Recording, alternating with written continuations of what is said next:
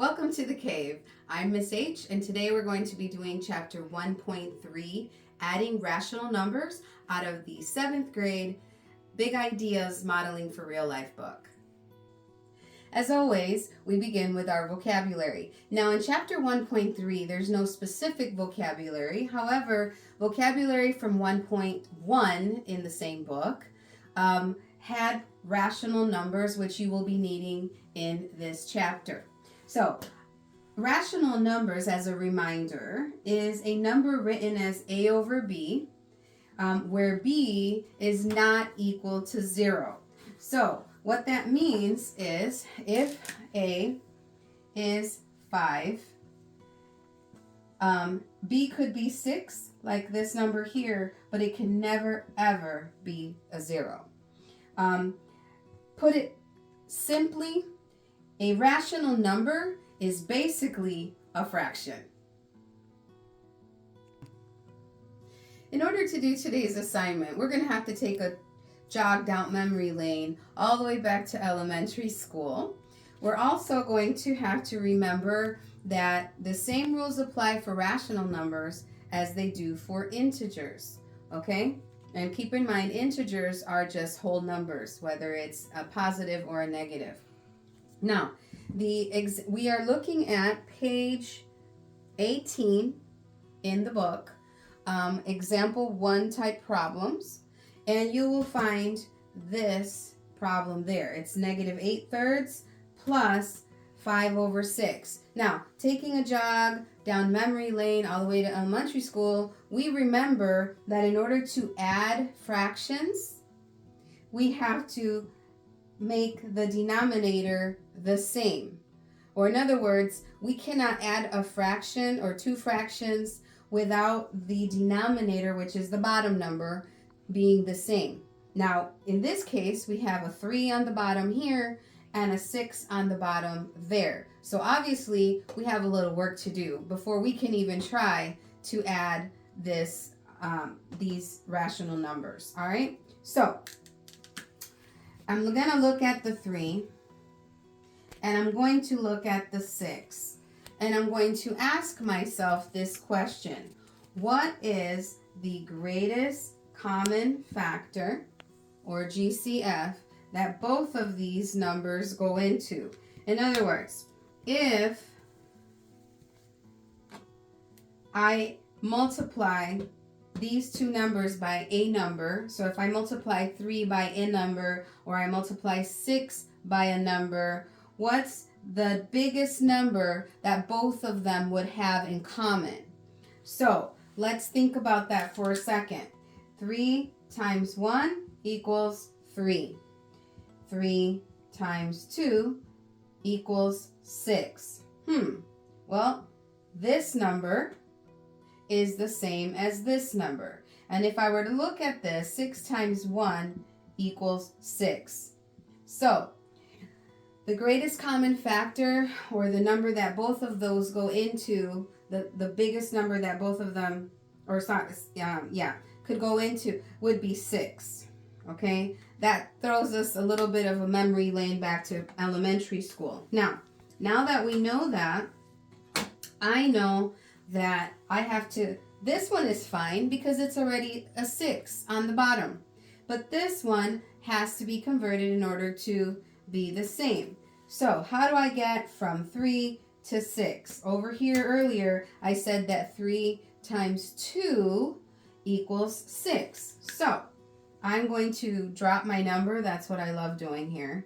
And I'm going to make that a 6. I'm going to keep that as addition for the time being. And then I'm going to bring that number back because that number is okay. I don't have to do anything else with that. Now, I'm going to ask myself this question, which actually we've already answered. What times 3 equals 6? And we agreed that 2 times 3 equals 6. Well, the rule says if I did it on the bottom, I have to do it on the top. So I'm going to bring 2 up here and multiply that by 8. Because I have multiplied 2 by 3, I have to multiply 2 again by whatever number's on the top, which in this case is an 8. And I know that 2 times 8 equals 16. So I'm going to put a 16 right there. Now, I have a new problem. It's negative 16 over 6 plus 5 over 6. Now that I've taken my trip down memory lane and remembered what we used to do in elementary school when fractions did not have the same denominator, now I'm ready to add these rational numbers as in today's lesson under example 1. Now, negative 16 over 6 plus 5 over 6. Your book has a strategy. It's the using the absolute value strategy. And what the book recommends is that you take these two numbers and figure out what is the absolute value for these two numbers. If you remember back to, I think it was chapter 1.1 or 1.2, it was talking about absolute values. So if I take the absolute value of negative 16 over 6, it becomes 16, a positive 16 over 6. Now, because I took this negative here, I have to insert it in here. So I'm going to put a minus. And then the absolute value of 5 over 6 remains 5 over 6. Now I'm going to ask myself the question, what is 16 minus 5? Because we know, thinking back again to elementary school, the denominator never changes in addition and subtraction. So I'm going to bring the 6 right here, and I'm going to ask myself, what is 16 minus 5? Well, 16 minus 5 is 11.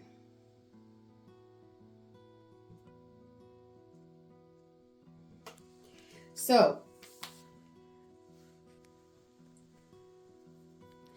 the answer then would be 11 sixths, or 11 over 6, or I could even make it into an improper fraction by asking myself how many times does 6 go into 11, and it would go into 11 one time, and then it would be 5 over 6, or 11 over 6. Now that's what the book recommends. I am going to go over a strategy that I actually went over, I believe, in chapters 1.2, and that I teach my students. You could definitely use the absolute value strategy that the book suggests, but I'm going to show you another way to do this same problem. Okay, let's go back to our original problem, and let's see if there's a slightly different way that we can work smarter, not harder, and do this we still get the correct answer on this problem. Now, again, we have negative 8 thirds, 5 over 6 on this side, and we're adding the 2. And we already agreed that, just like we learned in elementary school, we have to make these two denominators the same. We already also agreed that the denominators are going to be 6.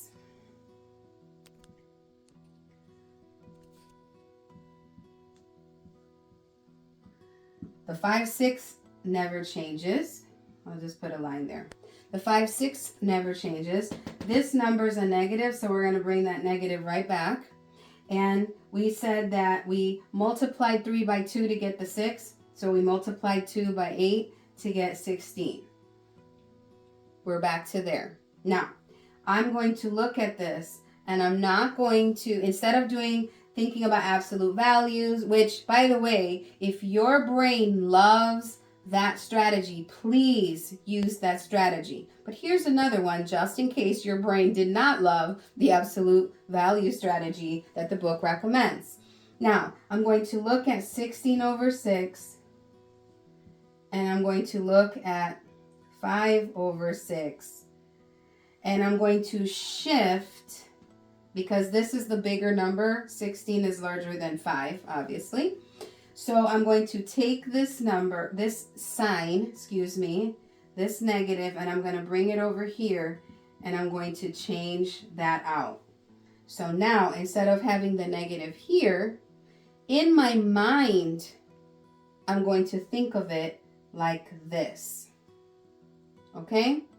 I'm just going to take the negative from here, I'm going to shift it over there, and I'm going to think mentally of that as a negative. Now, I'm back to here. 16 minus 5 is 11, and the denominator never changes when we're adding and subtraction.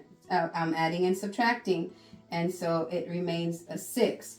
Or, like we said before, this becomes 1 and 5, 6. So there is your answer.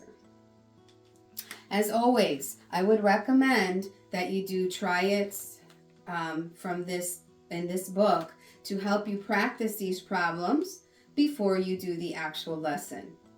And by the way, on that note, we are going to do one of the try-its together. Now, I said we're going to do a try-it together. In this section, example 1, there are 3 try-its, try-it 1, 2, and 3.